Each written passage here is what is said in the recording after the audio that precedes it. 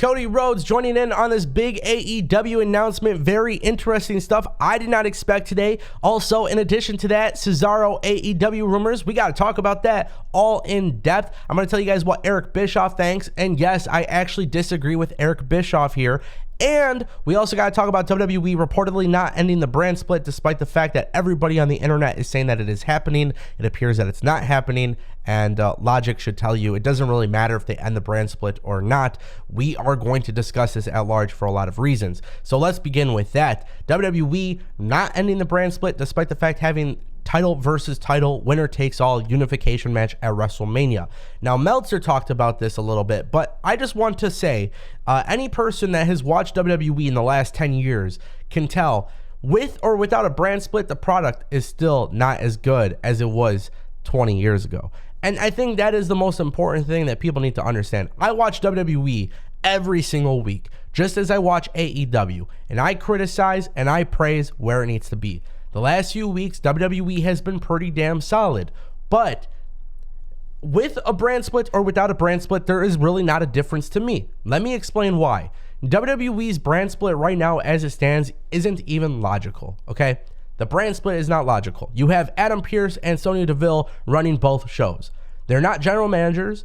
They're just agents that are working both shows. There's no logic being applied here. Vince McMahon has come back as an on-screen character, but does not take any sort of booking or creative control within the product itself. He is not providing any sort of logic as to why things are happening on Raw or SmackDown. So now, there's a whole bunch of talk about, Raw and SmackDown being separated and then not being separated because of this championship match. Fox and USA are two different networks, okay?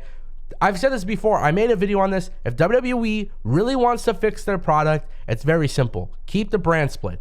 But if you're going to keep the brand split, be logical. Create internal competition between Raw and SmackDown.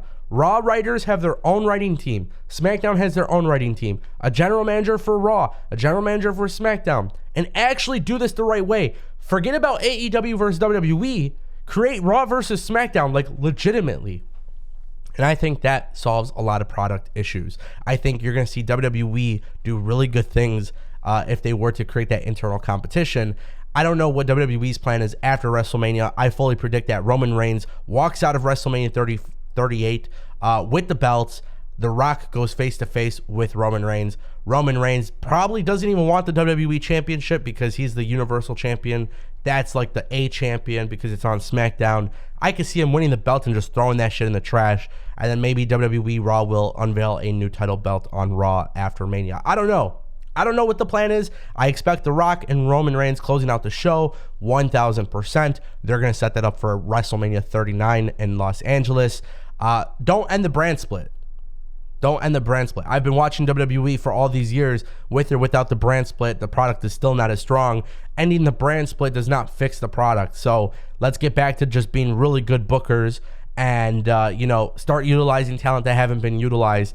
You released over 200 people in the last 2.5 years, but at the end of the day, you still have a lot of talent not being used, and you can use them. Where's Drew Gulak, right? Where are some of this talent? Why aren't they being used? That's going to fix the product. I promise you. Using talent that are really good and not making them look like a jackass will get people to watch your product and be happy about it. I promise you. All right, guys, let's talk about Cesaro and these AEW rumors. They are really off the chain. A lot of people think Cesaro is going to go to AEW. Eric Bischoff weighs in on the rumors and says that he shouldn't go to AEW. And look, as somebody who's been covering wrestling for a really long time, I just want to make it absolutely 100,000,000,000% clear. If you've watched any of my videos before, you know that I have very well continued to not have a narrative when it comes to covering AEW versus WWE. In the past, I have complained about AEW signing too many people, which is Eric Bischoff's argument. Eric Bischoff's argument here is that Cesaro should not go to AEW because they've signed too many people. He uses Christian and Jay Lethal as examples. What has AEW done with them? And I don't disagree with that. But I believe timing is of the essence. And I think that is something that a lot of people right now, the more and more that I think about it, look, Tony Khan very well might be the biggest idiot in wrestling to just keep signing a whole bunch of people with no game plan. But I don't think Tony Khan is a big idiot. This guy owns multiple businesses, is very, very successful. The reason why billionaires continue to get rich is because they are very smart with their money and what they do, and they're pretty well calculated. That's why they make $1 billion and we don't, right? Now, with that being said, Tony Khan is in a situation where I think, and I think it might disappoint people, I think the sad reality is this. I think Tony Khan knows that he is signing a lot of wrestlers, but I think deep down before he even signs these wrestlers, I think he knows which talents will not be sticking around. If I had to bet, Tony Khan probably has a list that says, look, I'm not using you. I have no plans for you. There's no way I can use you. And I have a feeling that Tony Khan knows that there is going to be a large list, not a small list. But when these contracts start coming up, I guarantee Tony Khan has already made up his mind and said, look, there's no way I can make this work.